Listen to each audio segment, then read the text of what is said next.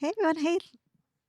Hey everyone. So we're gonna get started. That sounds good. We have to use our microphones because we're recording. But thank you so much for making your way over here because it's quite the journey through all these different like kind of pathways that we didn't know existed and hallways just to kind of get here. So I'm very thankful to have you guys here for our panel discussion.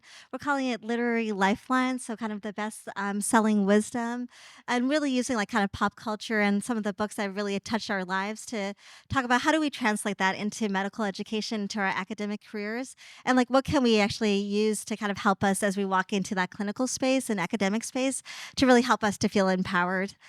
Just curious, what kind of books do you guys like to read? I'm a romance novel person myself, and also productivity books. I probably read too many productivity books. I'm not productive because of that. But any other books that you guys like to? Any horror friends? No, I was like, that's our jobs. Crime. Oh, nice. Okay, awesome. Cool, cool, cool. Yes, yes. We'll mainly be focusing on like productivity type of books and like empowerment books, but definitely you can imagine this could be for a lot of different things you can kind of cover. So we'll make this interactive as we kind of go through. So no disclosures, although I'll laugh and say that when I first made this slide, I was using AI and asked for a golden pink pig instead of piggy bank. And my kids saved that picture and put it on my office wall. And I was like, I'm sorry. And so I was excited that I got it to go right. But we have no disclosures to any of these books except that they really have touched kind of our lives. So just going through quickly our objectives. So we're going to go through some of the key selling points or principles for these books themselves. We'll talk about insights in academic medicine, and then finally just talk about some actionable strategies. 'Cause I think that's the most important thing is we read these books. They have such great. They probably have too much information, and it's like, how do you take these bite-sized pieces and actually apply it into your life? And that's really what we want to kind of talk about today. So, and our overview, I'll give you, we're going through 5 different books. I'll give you like a quick overview, some of like my favorite quotes from the books, if that sounds good. So I'll have that saved in my phone so I can look at it because you can imagine it gets a little hard to remember all of that. And then I have some questions I'm going to ask our wonderful panelists here about how are they translating that book into their like real life as well as their clinical life and careers. So let's meet the panelists. If you guys want to say your names and kind of like where you're from, maybe any books that you like to read, that'd be great. Hi, I'm Sophie Galson. I'm a assistant professor at Duke. I did Global Health Fellowship and I also teach in the medical school. I really enjoy fiction in general. Sally Rooney is one of my favorite authors, like every millennial. I'm Kasha Gore. I'm an associate program director at Rush University Medical Center in Chicago. And I really enjoy reading sci-fi stuff and then also listening mostly to books like this because I like to be productive in my car or my my drive-in. But then I also need something to unwind and not at all be thinking about real life at nighttime. Hey everybody, my name is Cassandra Bradby. I am soon to be on July 1st, associate professor with tenure of emergency medicine at East Carolina University in Greenville, North Carolina. If you hand it to me, I will probably read it. Like I don't judge. I might not finish the whole thing, but I will read it to start and to see if I like it or not. I do think books like this are meant for the car and travel and whatnot because you can kind of start and stop it and doesn't matter as much. I'll be the first one to tell you I cannot listen to fiction on audiobook. Real talk, it is embarrassing. Like there's like things that it's like it's all right if I'm reading it to myself. It is not okay if someone else is reading what is that? What is that thing you made me read? A Court of Thorns and Roses on speaker it doesn't it's not the same, y'all. It's not the same. But I do particularly like books like this on audiobook. Hi, everybody. I'm Mary Haas. I'm an emergency physician at University of Michigan, and I run our medical education fellowship and do some teaching in the medical school. And currently, I'm reading a lot with my 6-year-old who's learning to read, and I'm experiencing the Harry Potter series for the first time. We're on book number 6. We've stalled a little bit because the illustrated versions end after book 5, but it's like really fun to experience it with her. And I also appreciate the productivity space. Atomic Habits is one of my life-changing books of all time. So it's great to be here today and to see such a great crew in this room. Thanks all for being here. So we'll start with the kind of the first book here, which is Dare to Lead. Anyone read this one?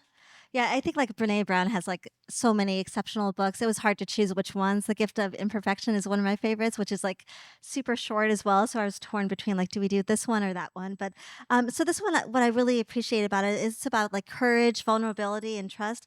I think oftentimes we think leaders have to be like the strong one, right? And that you have to like show no weakness. You have to be fearless. But her whole book kind of like talks about that you need to really emphasize that daring leaders are the ones who are willing to rumble with difficult conversations, own their mistakes, live into their values, and then build like a psychologically safe space, which a lot of her work, and she has a lot of podcasts and things like that, actually talk about that a lot. And so it really emphasizes like courage, vulnerability, boundaries, which I learned at a different conference. This is boundaries are the space where we can love ourselves and others at the same time. And I really appreciate that boundaries are healthy for us. And then authenticity, which I think is the part that we oftentimes miss in medicine, is that we show up as our professional selves instead of bringing our whole selves to that conversation. So this book really leans into that. A few of the quotes that are really great is she says like you can choose courage or you can choose comfort, but you can't have both. And that really talks about like kind of stepping into the discomfort and embracing that. I think we all do this on our shifts, right? We walk into the undifferentiated patient whose blood pressure is like 40 over 20, and you're like, I feel uncomfortable, right? And then you embrace it and you move on, right? So this is talking about that in leadership. The second quote that I really liked was clear is kind, unclear is unkind. Just to be, thinking about we need to be honest in our communication and just be really compassionate as well. And then the last quote I'll kind of share is like just vulnerability is not winning or losing. It's having the courage to show up when you can control the outcomes. And I think actually in EM, that is what we do. But maybe we should think about how do we translate that into our kind of leadership styles as well.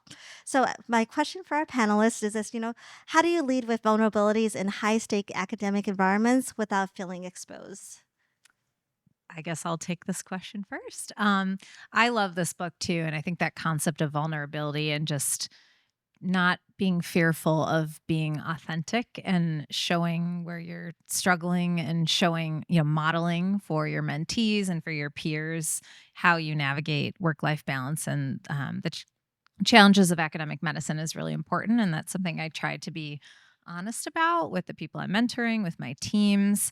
I try also to make that a big point of what I talk about in my mentorship meetings, especially with my fellows. Like, I'm one of my goals is to impart to them how to have a career that they're happy and successful in, but how to balance that with a life that they're happy and successful in, and teaching them strategies early on that allow them to avoid burnout, and just really making that a focal point of our conversations, not just being about how can you increase your publications or the number of national talks that you have or your networking, but how can you find a life that's meaningful to you, and how does your identity as an academic emergency physician fit within the broader picture of your identity as a person. And I think when you're early on in your career, that identity piece of like, I'm an academic emergency physician takes up most of the pie.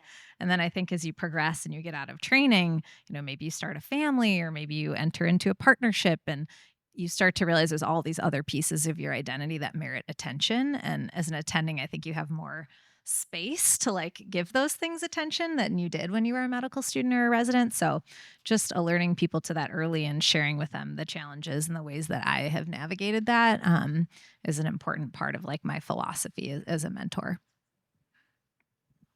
We talk a lot in emergency medicine about being comfortable with being uncomfortable. And I think one of the hardest parts for our learners, so I'm also the residency program director for EM at ECU, and they struggle with the fact that I practice medicine differently than she does. And so when they present chest pain to me, I only really want an EKG and a chest x-ray. The rest we can debate. I'm open to whatever they have to say. Whereas someone else might want the D-dimer and the CTA, the chest, and this other stuff. And they're like, well, who's right?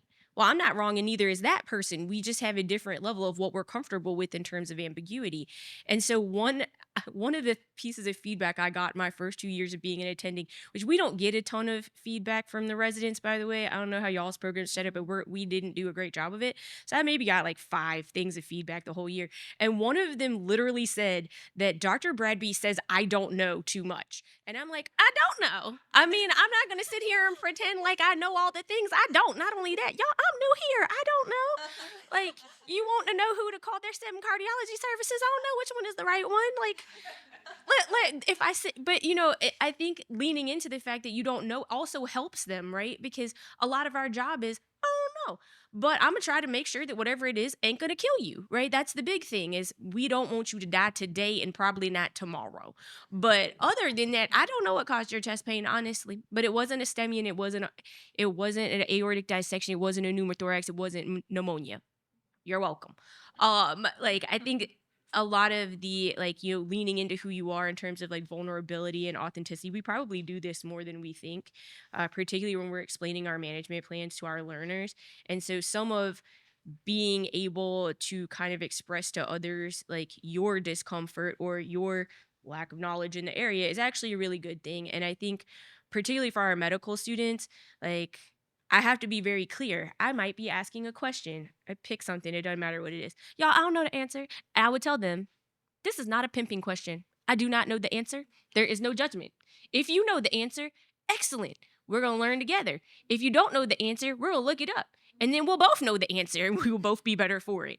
But being clear about that, like being clear is kind, I think is really important because otherwise they're like, oh, she asked me so many questions. No, she really didn't know. She really needed you to tell her like what that was because she didn't know what it was. And I think that, I think they appreciate that. And I think it also like helps them be more comfortable with themselves. I think Brene does a really nice job outlining what vulnerability isn't as well, is that it's not oversharing. It's not just splaying yourself out there there's intention and figuring out what that intention is, right? Is that building that relationship with that learner to learn together. That is an intention, right? And that there's a plan that goes with that, right? So you have to have that piece, that intention, and that plan that goes along with that uncertainty. It's okay to be uncertain and acknowledge that, and that's really what I think a lot of the people that you're mentoring will appreciate, is that uncertainty and that vulnerability to acknowledge that. But then also, you want to make sure that you're not losing your credibility with that mentee, and that comes with that action plan and that telling them what is the purpose of this. That's just my two cents to that. Yeah, I agree with a lot of what you said, that in a critical situation, you don't want to be acting like you have absolutely no idea what's going on. Maybe you don't know what's wrong with the patient, but you have a plan. I think the way that I most show my vulnerability at work is by telling stories of when I have made a mistake. Like if a resident or a student has a bad outcome or feels like they made a mistake, I think one of the most powerful things you can do is say like, hey, I've been there. This is what happened to me. So they don't feel alone in that. Yeah, I love the idea of like just a modeling vulnerability and kind of mirroring that growth mindset. I use the framing of like, I'm going to, I was like, we're going to use a growth mindset and look this up together, just so that they know like, I don't know everything, right? And it's okay not to know everything. Or why don't we remind ourselves on this procedure that I have not done in like X, Y, in so many, months and stuff too. So we get to kind of learn together. And I think that actually is helpful. And I also remind them like, hey, there's a disease called COVID that we didn't know existed that happened that we had to learn everything about. And that's why EM was so good at showing up, is because we're the field that, we go into the unknown and then figure it out and then disseminate that knowledge to others. And so I was like, you'll be doing things in your career that you've never experienced before. And you'll just have to step into that, and be with a growth mindset, say like, I don't know this, but we're going to learn together. And I think that's super powerful. I think you guys touched on this a little bit, but, how do you create that psychologically safe space for them to kind of be vulnerable? Because I think our learners, especially, they feel like they need to show up and not, show any kind of like vulnerability at all. They have to know everything. They won't, they'll go hide in the bathroom to look up stuff, right? Because they don't want to show that they don't know something. So how do you kind of mirror that or help them to create that psychologically safe space? I mean, I think it kind of goes back to just being the person that they can look up to say, okay, this is, you're doing it yourself.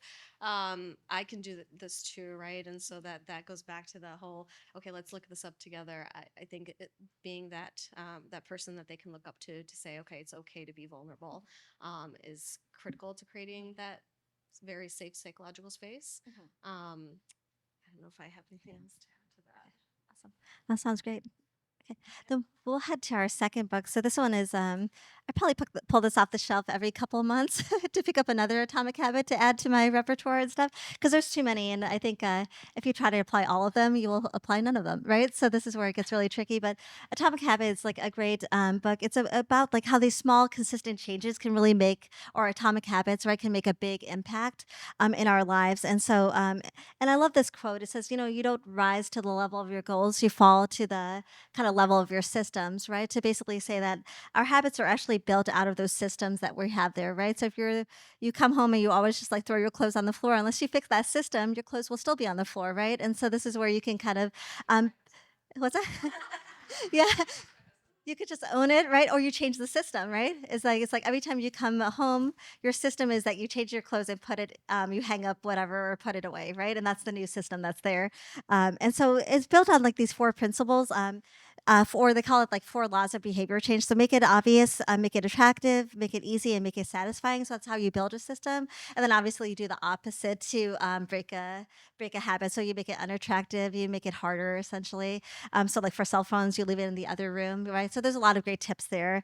And it really is like building habits. It says like you're basically like kind of depositing into the person that you want to be, right? And so each time you do something, it's actually kind of investing into that person you want to be. So a few other quotes I really like. It says, every action you take is a vote for the type of person you wish to become. So it really talks about habits shape our identity. So that's why it's so important. And it says habits are the compound interest of self-improvement. So it really is talking about these identity-based habits, and really instead of saying like I want to be a writer, I do fiction writing. So instead of saying like I want to be a writer, it's like I am a writer, right? Which is probably why I stayed up till 3 a.m. writing fiction instead of academic papers, but it's fine. But right, if you're a writer, that's what you do, right? If you're an athlete, you work out every day because that's what you do, and so that's kind of the idea of like embracing this. So for my wonderful panelists, so what's one atomic habit you've been able to kind of build that has made a difference in kind of your work-life balance? Oh, sure. Man, there's so many that it's like hard to pick just one. But one thing I've done is I've just, I'm in a dual emergency physician household. My husband's also in emergency medicine. We have 3 young kids, and life gets chaotic. We work a lot of evenings, we work a lot of weekends, and it's easy as life is going by not to make time for each other. And so one atomic habit we've had is after drop off, we usually have this window between 8:30 to 9, and I've avoided scheduling things before 9 a.m. And that is just like reserved for a coffee date if we're not working clinically. And just that that dedicated time before the workday starts to just like have a coffee and talk and connect. It's a little bit of time, but it just allows us to never get too far disconnected or too wrapped up in work. And I feel like that's had such a powerful impact on our marriage and our connectedness, and just helped us to like address things that come up and vision and plan for the future and just like take a pause. So that would probably be one of the most important ones. I like the part of the book where he talks about linking things together because I am trash at doing household things and maybe some self care things. Example, I have lots of vitamins. I'm supposed to be on several.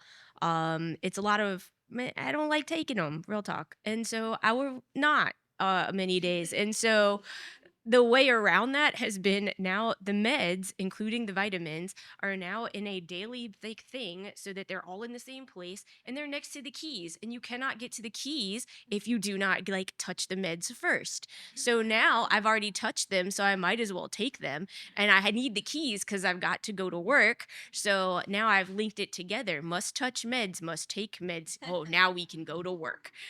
So that works really well as long as I'm leaving the house. It does not work when I am not leaving the house, but luckily I go to the office most days of the week, so it works out for me.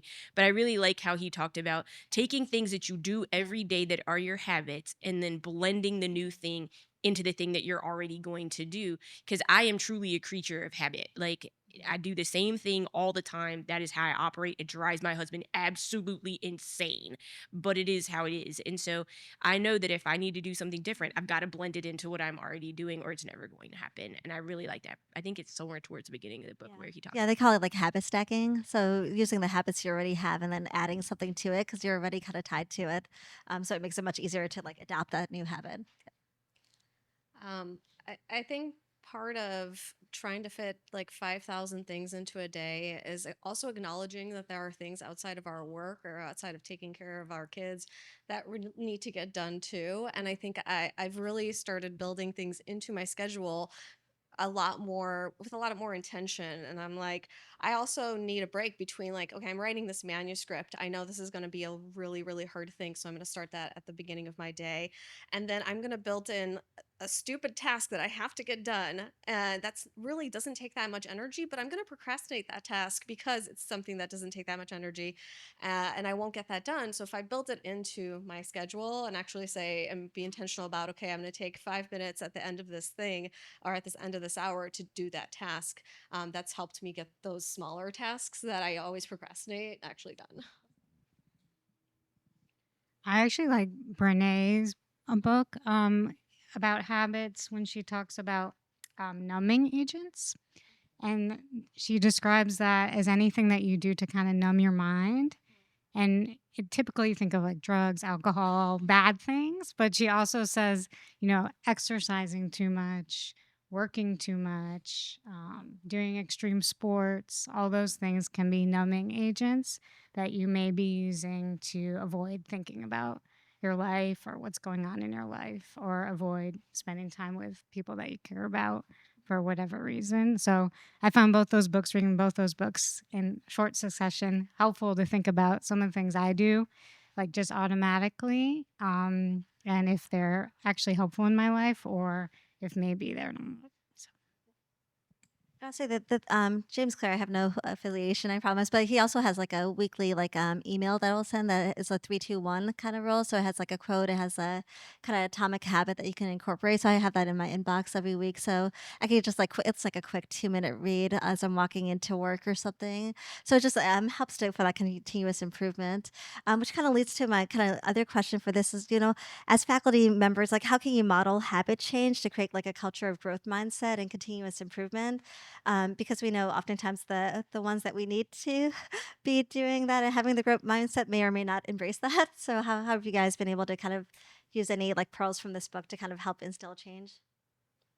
I've just made it a habit at the beginning of shifts to always ask the residents what their goals are for the shift. And that's something that as soon as we sign out, I have it linked that's like the next thing I'll ask when setting expectations. So that's been successful for me. I sometimes forget, but. As background, I'm also CCC chair at my institution, and one of the things that I mentor residents on is how to improve their in-service scores. And one of the things that we do a lot of talking about is like, well, when and how do you do your WASH questions? And how can we build that into your already packed schedule? And so trying to figure out where we can stack a habit when it comes to things like WASH questions has been one of the things that I've definitely incorporated into my mentoring. I can use all the advice here because we literally just had an all-day retreat about this.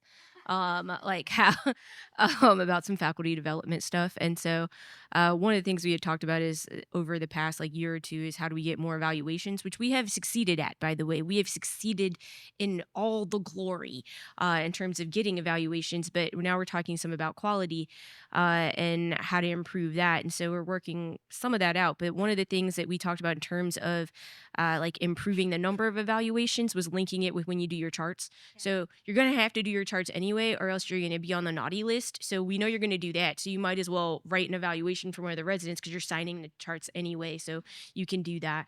Or you can do some chart reviews and give some documentation feedback while you're doing your charts. And so you're kind of linking the things that you have to do anyway together with stuff that we need for the program as well. So I actually purchased a copy of this book for all of my medical education fellows, and it's something that we incorporate the concepts into our monthly mentorship check-ins. And one of the concepts I love from it is there's actually two of them. One is the decisive moment and one is the 2-minute rule.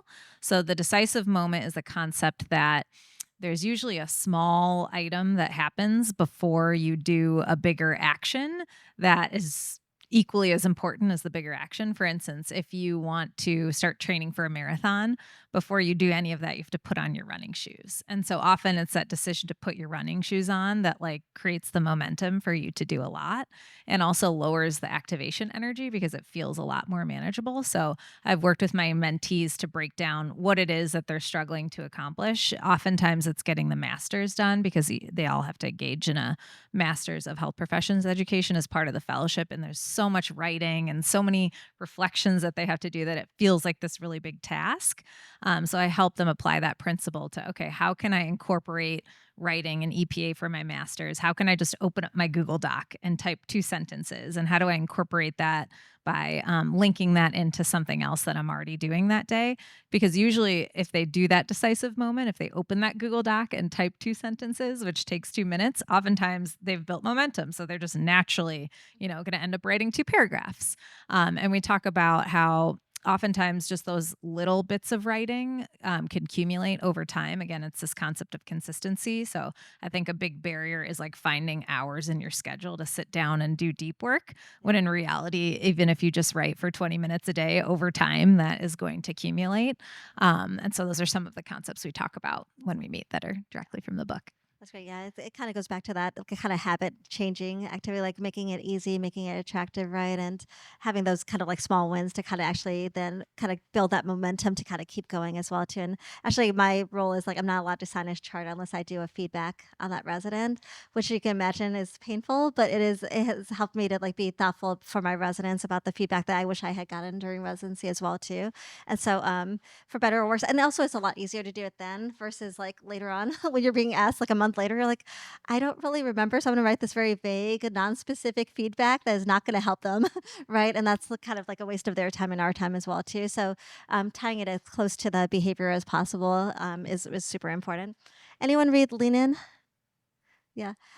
When I was a new faculty, this was in my inbox at my work from our chief and stuff too. And I admit I took it and tossed it in the trunk of my car because I was like, "Are you giving this to the male colleagues as well? Because why do I need to lean in and not them?" Right. So this is my resistance. I did later on, several years later, read it for that as well too. But I think so. There's 2 movements: lean in, and then if there's a whole another movement that talks about leaning out and avoiding like the hustle culture and all of this stuff too, and finding joy outside of these kind of traditional metrics that we have. So, but this is, I think, probably the one that a lot of us will encounter, and it really talks about. She argues that. That women oftentimes hold back consciously and unconsciously due to lack of confidence, fear of being judged, or anticipated future personal responsibilities. And so she really says that we need to embrace kind of advocating for ourselves, embracing that ambition and creating societal norms, and also having calling in our kind of male counterparts to create a supportive environment for this, which is why a lot of like parental leaves and stuff, once you can normalize kind of some of these things, then women are no longer the liability, right? If parental leave is for everyone, everyone's leaving for this many weeks, then all of a sudden now we can be considered for leadership positions. There's a lot of literature about that.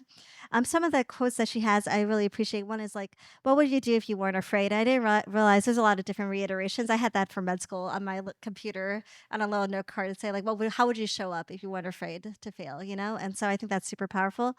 Her second quote I loved is, "In the future, there will be no female leaders. There will just be leaders." Right, and that really talks about gender equity and how we show up. Ruth Ginsburg also, they asked her and they said, like, how many Supreme Court justices have to be female for you to finally be happy? And she said, all of them.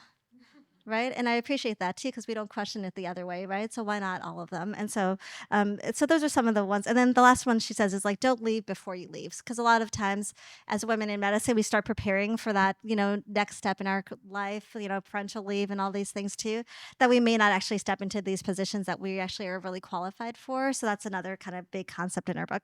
So just for my colleagues here, what does leaning in look like in the context of like academic medicine? Like what do you see women kind of like holding back, either like in a for because of like systemic pressures or internal pressures? Like where have you seen them like kind of either lean in or lean out? Yeah, I think often where I see this happen the most is applying for promotion or applying for positions. I think women tend to not apply for things until we feel 100% qualified, or unless we feel like we are the most qualified. Whereas if statistically, I think men are more likely to apply for jobs, even if they don't necessarily feel 100% qualified. And one area where I've found this has been very helpful to me is having mentors who have like encouraged me, even when I've had that imposter syndrome myself or doubted my qualifications for a role, having a mentor sponsor me or say, "Hey, I saw this opportunity come across my desk and I thought of you." That's been really powerful for me. So that's something I've tried to do for my mentees, particularly those who, may struggle with confidence or imposter syndrome. Just having an external third party say, "Hey, this opportunity came across. It made me think of you. I think you would be great. You should apply for it." Like that's really powerful. And I've seen that gesture both in others for me. And when I've suggested something to somebody else, it gives them that validation that, yeah, I should put my name in the hat for this. I do not like this book. I'm just I'm gonna be up I'm gonna be upfront about that. Mostly because I feel like she is encouraging women in particular to do too much more than other people are expected to do, and I find that distasteful at best. But I will also say that since this book came out, there's also been a lot of counterculture to that, right? There's a lot of stuff about boundaries. There's a lot of stuff about self care. There's a lot of stuff about, you don't have to do it all. And I feel like Lean In makes it sound like you have to do it all plus some, and you can smile and be happy about all of it. I don't know about the rest of y'all, but that ain't true. Like, you can have everything, but not all at the same time, right? I am a really good wife today, and tomorrow I'm going to be a really good doctor. And on the third day, I'm going to be mediocre at both, but I'm probably not going to be an all star at both of them on the same day. Sometimes I get it, I win. But most of the time, I'm not gonna hit it. I'm not gonna hit it out of the park on both sides. And so I don't like the concept of work-life balance because I think that's a setup for disaster. You will never be exactly balanced. I'm more of a work-life continuum kind of person. And I feel like you set yourself up a little bit better for success knowing that you're not gonna be perfect all the time. And I am all about like applying for the things that you want to do, throwing your hat in the ring. Like, I am team apply for that because I guarantee you someone else who is mediocre at best is applying for that and thinks they're going to be the bomb at it, and you are much better qualified for it. I guarantee you. I could give you some examples, but we are a non-political association. So, that being said, I support a lot of the like, believe in yourself, lack of imposter syndrome kind of stuff, but I can't support the run yourself into the ground to try to have it all. I mean, I think that kind of goes into that. The balance is the fact that you have to sometimes let go of being perfect. And I think for at least me, I don't know about all of you, but that's hard. Like, I feel like like one of my core values, which Brené Brown talks a lot about values, and knowing your values and knowing like what's important to you. And one of the things that I find is my core value is not doing anything half-assed. Okay, I hate doing that. And that's really hard to then find that balance, right? And not do anything half-assed. And sometimes you just have to let it be half-assed. And sometimes you just have to understand that on day one, I'm going to be a really, really good this. And on day two, I'm going to be a really, really good that. But sometimes I'm going to have to be a half at both. And that's okay. So I think it's better than perfect. correct. Yeah, that's all yep, exactly. I thought one of the most interesting parts about this book was about like subconsciously or maybe unintentionally leaning out in anticipation of having a baby. Like, yes, obviously you may feel poorly during pregnancy and need to take maternity leave, but that doesn't mean you shouldn't take a job right before a new job right before you're about to have a baby. For some people, obviously, it's a personal decision, but I thought that was interesting just to think if I had done that myself, sort of subconsciously in anticipation of having children. I think also like normalizing, the breaks and stuff too, because I think like even like meetings, for example, outside of business hours, it's like, do we really for like my residency, like, do we really need to have a 10 o'clock meeting at night on a weekday? Or our chiefs are like blowing up our phones, being like, we need to figure out the conference for next year, and they're putting weekend times. And I was like, guys, if you had a golden weekend, I wouldn't call you into the space of working and leaning in, right? It's okay to lean out and enjoy your life as well, too, right? And so kind of like LA Alvarez is the one who taught me that. And I stick to it. It's easier for me to create boundaries for other people than for myself. But by creating boundaries for other people, I've learned that actually it's okay to expect that for myself as well, too. And so I think we can all be stewards of when to lean in and when to lean out and how to kind of really kind of embrace that. The other quote that she has in the book that she says like the most important career decision we'll make is like who we marry, but it doesn't have to be about marriage, but about like partnerships or the people in our lives that are supporting us kind of on that endeavor itself and how they really can like impact our progress and our careers. I don't know if you guys have had like because we do know there's so much literature out there about the kind of inequities for women, the invisible work that's done, including household chores, child raise, rearing, all of these, even the managerial work that we do in the clinical space and in our career spaces as well that we don't get credit for.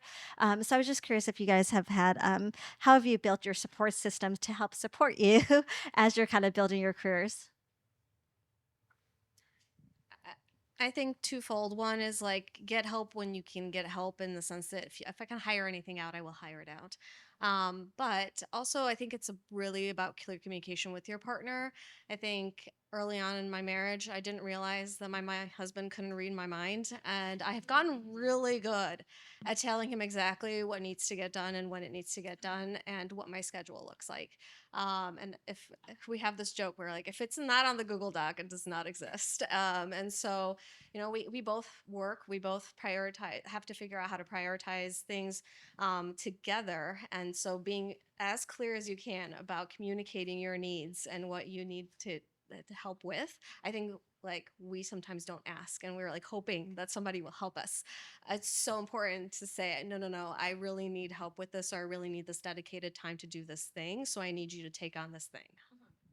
That's a point of clarification. Yeah. Do you and your husband have a shared Google Doc with the to-do list on it? We have a shared Google Calendar that has all of the things. I'm sorry, did I say Google Doc? Google Doc. My apologies. Mine was about to be low. I was like, you have a Hey, that's not a bad idea. Yeah. That Yeah, I was actually like, is a good idea. Yeah, the to-do list is actually a great one that Yeah. you could share across partners as well Yeah. too. So we have like a honey-do list. I have a little melon there as well too. But it's kind of just like these are our priorities, but I can move things up and down, right? So that he doesn't have to read my mind. But it's like this week, this is what's important, You have the calendar, but I think the to-do list. Yeah. It's actually, Yeah. hey, that was probably like a good slip.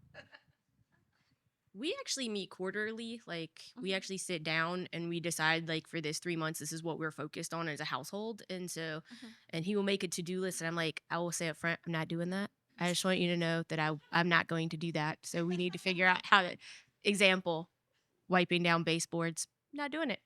Just not doing it. That's a hire out situation. And then we discuss who we're going to hire in order to do the thing or who's going to do the hiring. But we actually figure out like how much money like we need like needs to go out, what bills need to be paid, what thing we're going to need to buy next year that we need to save the money for and how much needs to be saved. Mhm. And then we have like a thing we put on our fridge that actually has the checklist on it of the things that we actually have to accomplish because otherwise things won't get done.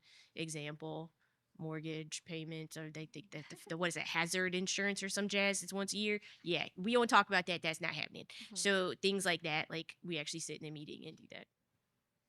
I mentioned previously that my husband's also an emergency physician, and I see at least one friend in the audience who's in the same boat. And it's interesting, and I think it highlights the point that like every couple is different and has a different scenario and different roles and responsibilities.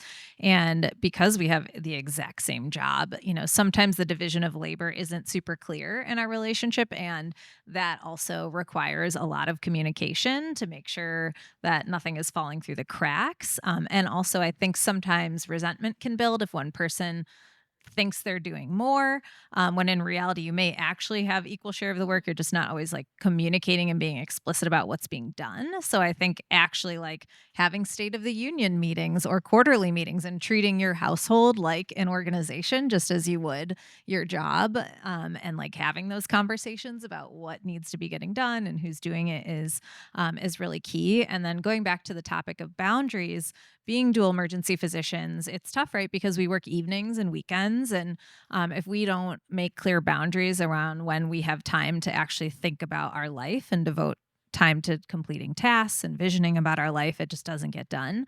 So for us, we have kind of reserved Friday as our like day to achieve things for the house and to do tasks that need to get done outside of work.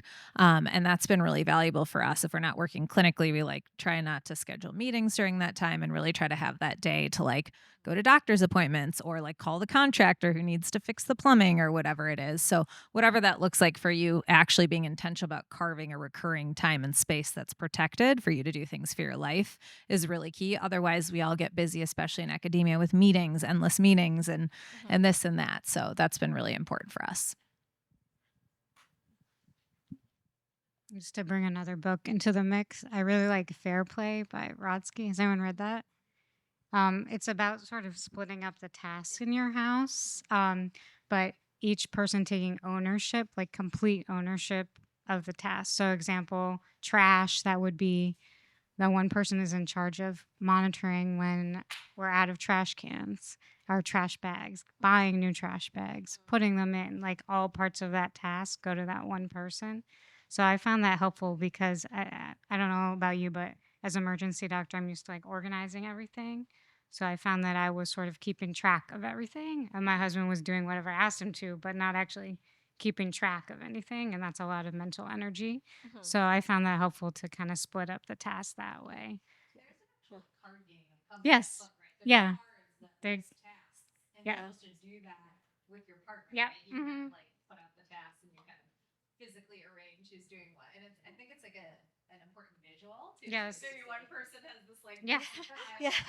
Yeah, it's helpful. I've heard that actually it sounds like it would create a fight. But No, I've yeah. actually heard it's very meaningful. Yeah. and Yeah, yeah. helpful It and did like actually. Yeah. illustrating a point and leading to change. Yeah. Yeah. I thought it was very helpful. Yeah, and No I think fighting. it kind of emphasizes the idea of like moving to partnership instead of just like two people living in the house, because I think a lot of times like one person will be like, I'll help you with that. It's not helping if it's your job, right? If you were living alone, right? A lot of marriage therapies, they say this, right? If you're living alone, that job still needs to be done, right? So how do you show up into that space as a partner to do it together? I think is the idea. And actually, I call my kids into the space too. You're living in the house.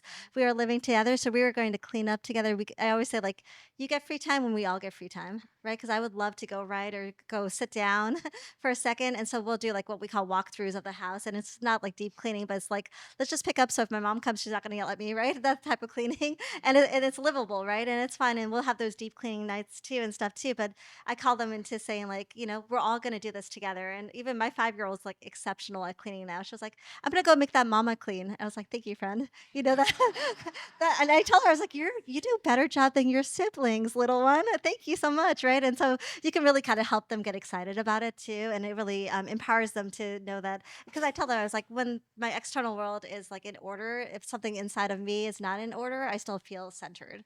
Right. And that is how they can show up and help me kind of in these different environments. That's like an atomic habit too, right? Yeah. You create a cue where every night after dinner, Mhm. the kids spend 15 Yeah. minutes doing a chore. Yeah. It's kind of ingrained and automated. Exactly. Yeah.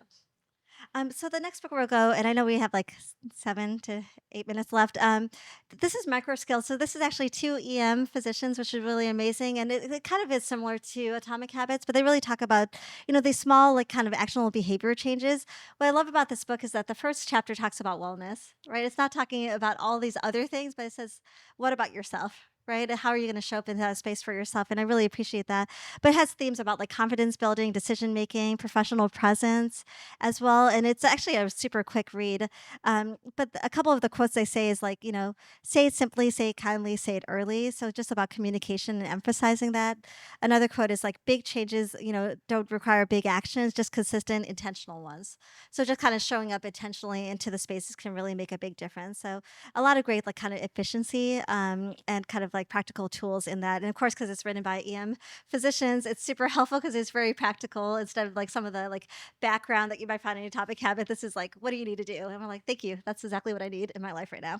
So just for all, for my table here, what are some of the barriers that you've faced kind of implementing kind of these small actions like saying no or setting boundaries or giving feedback early? And, how have you overcome them?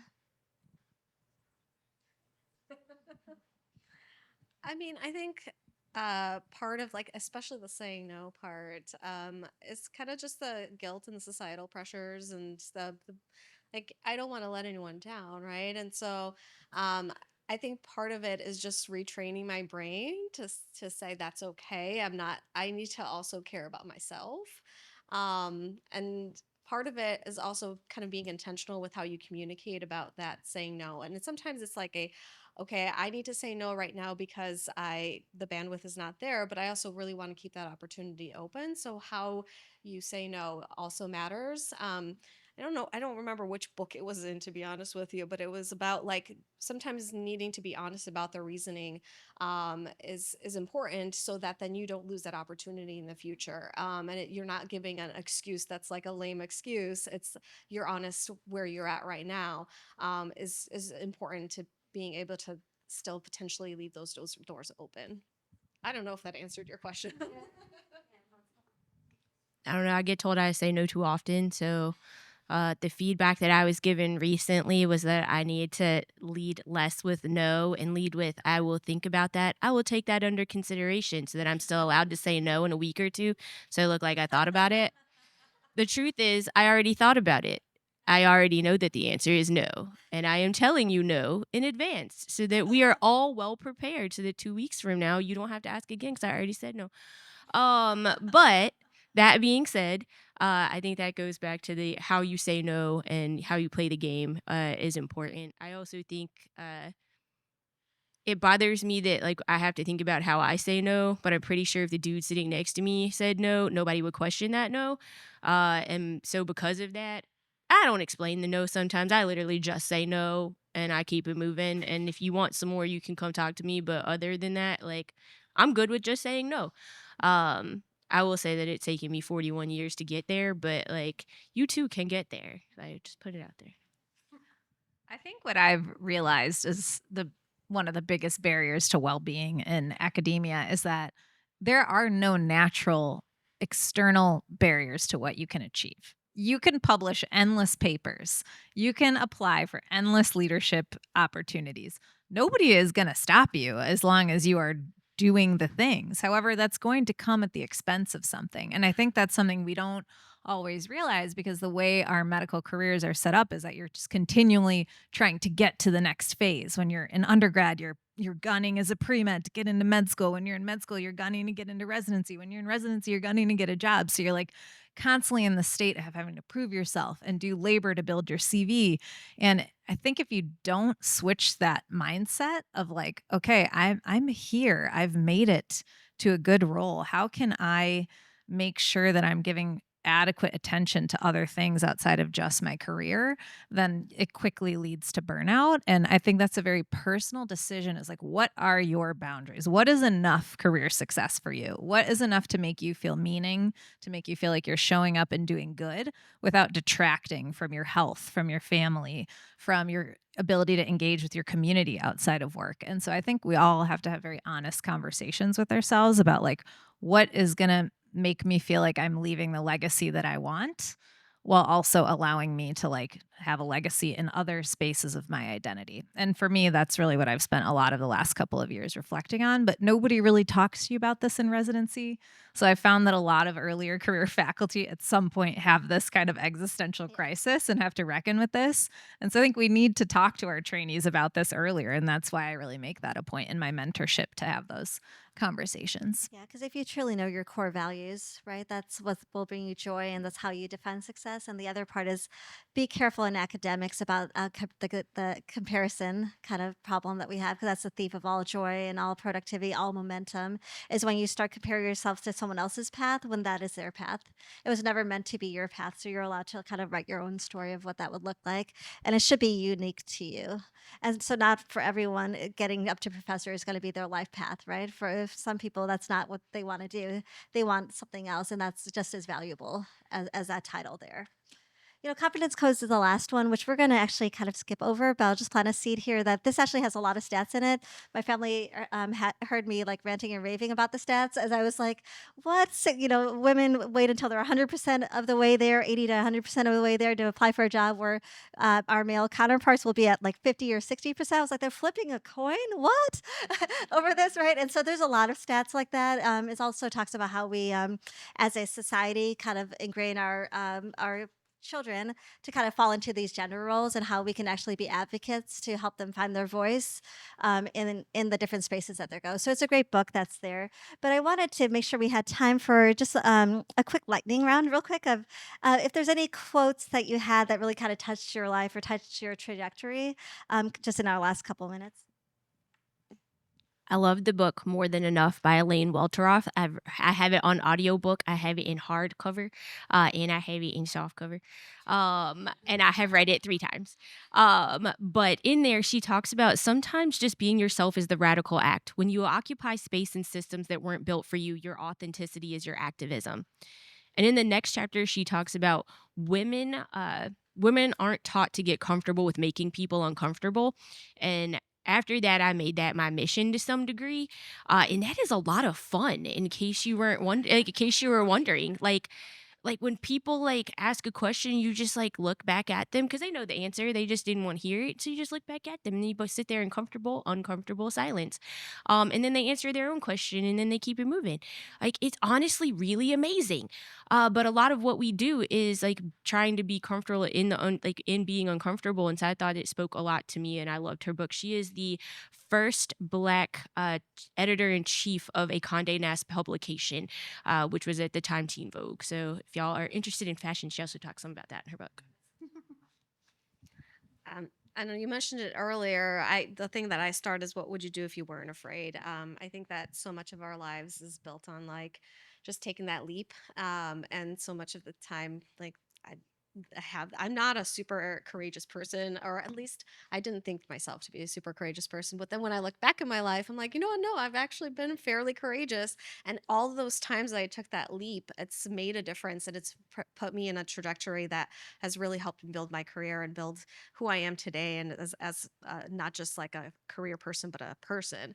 I think that I look at that as something that's really important to, I guess, my core values as well.